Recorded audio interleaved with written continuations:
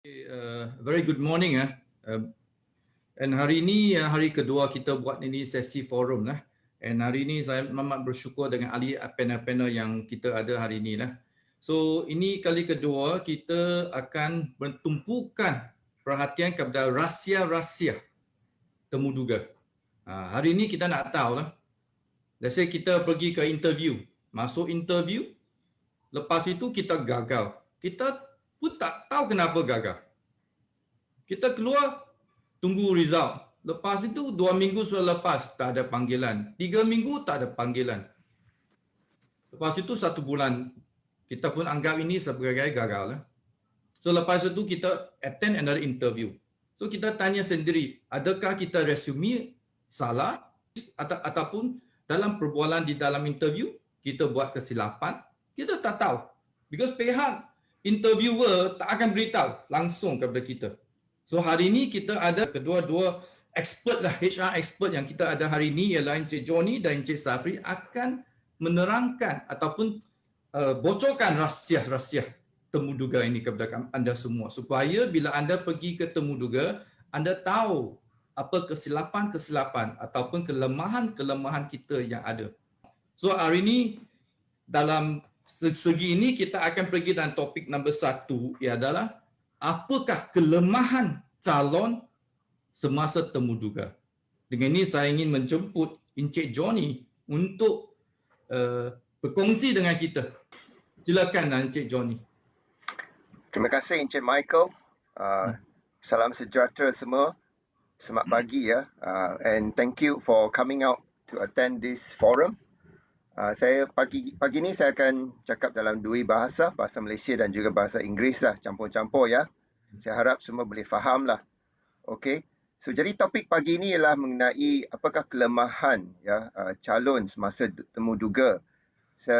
Jadi apa yang saya nak kongsikan pagi ini ialah mungkin berdasarkan kepada pengalaman saya dan juga saya nak beri sedikit encouragement lah ya kepada semua yang mungkin ada di dalam call ni ialah calon-calon ataupun bakal calon ya yang akan menghadiri temuduga in future.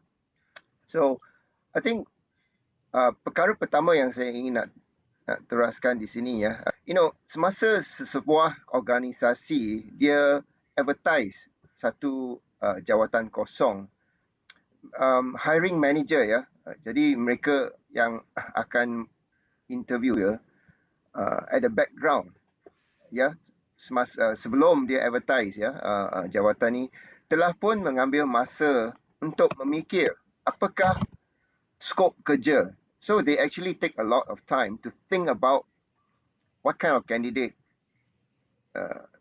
calon-calon yang mereka hendaklah ya, dari segi kelayakan, dari segi kemampuan dan juga mungkin attitude ya yang mereka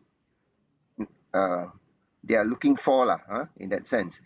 So in that, so first thing is that interviewer mereka telah pun spend that time to prepare themselves, to prepare for the interview, to prepare to write the job description, yeah, yang all these are the very things that they do at the background.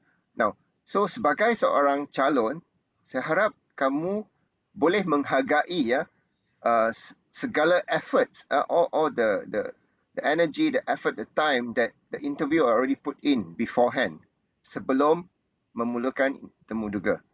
Jadi from the perspective of the interviewee right now, so what do you think? Dah tahu, okay, interviewer memang membuat persiapan ya, persediaan sebelum ya memulakan temuduga. So what do you think the effort should be, yeah, on your part as a interviewee? So I think there are a few things. Number one, you should appreciate and value the time that they take before they interview you, so that you put in the same kind of effort, same kind of energy to do preparation lah ya, untuk membuat persiapan ataupun persediaan sebelum pergi ke interview lah. So saya rasa dari sini awak pun boleh tahulah apakah mungkin langkah-langkah yang diperlukan. Now number one, let me just propose this ya.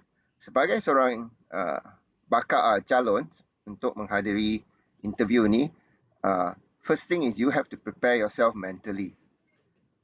Okay, prepare yourself mentally meaning to say mungkin satu hari sebelum awak menghadiri temu dega, you probably need to be mentally prepared lah. Have enough sleep, make sure you prepare yourself. Mungkin awak pun kena buat satu sedikit visioning lah, or imagine the interviewee orang yang mungkin tegas, that kind of thing. You do not know because awak tak tahu how he or she will look like. But you can just do a bit of visioning. Semasa hari itu, awak tak akan panik kalau, nampak macam, So you think of the worst scenario lah, in other words, yeah. Think of the worst case scenario that will happen. Tough interviewer. Alright? So that you are prepared. Now, I think the other part is very practical steps. Langkah-langkah yang praktik yang awak boleh ambil ialah nombor satu ialah get to know the position. I think it's good that candidate read the JD properly lah, so that awak boleh buat persediaan setiap skop kerja and find out about the company, company yang awak akan hadiri temu dega tu. Sebab kalau awak pergi sana, apakah produk yang awak tahulah, syarikat ni buat, tak tahulah. Apakah servis, tak tahulah.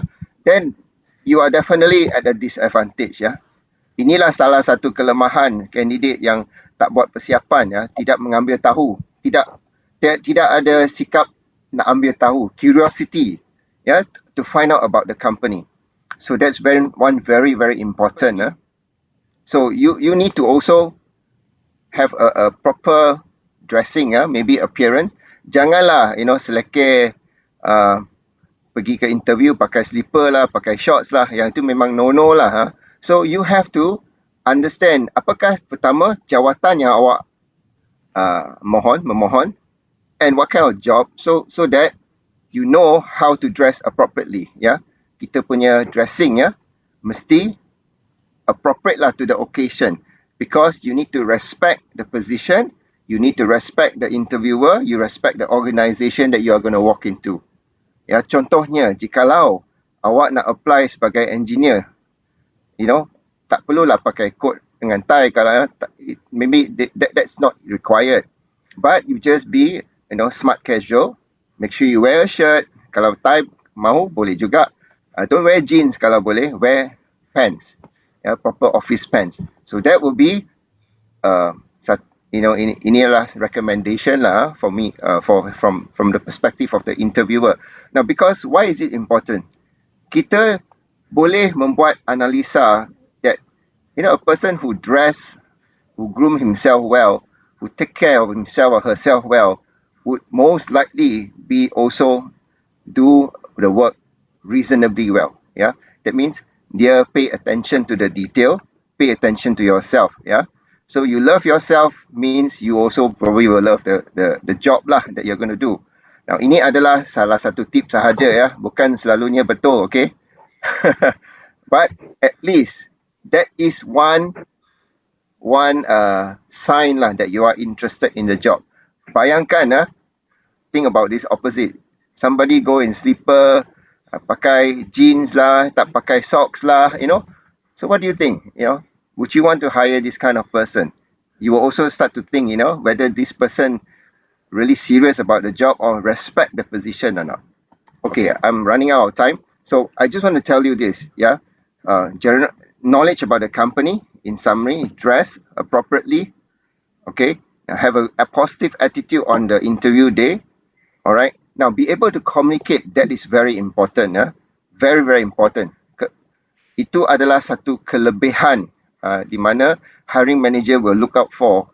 The communication skill, the ability to express your thoughts, that is so important, because it's not enough kalau awak pandai, awak smart, you have CGPA 3.6 and above, but if you do not know how to communicate, that is a big disadvantage compared to somebody who is not so smart but can communicate a little bit better. I mean, logical and of course can communicate lah. So that is one thing that I want to encourage you. I think for the time being, this is what I have. Thank you.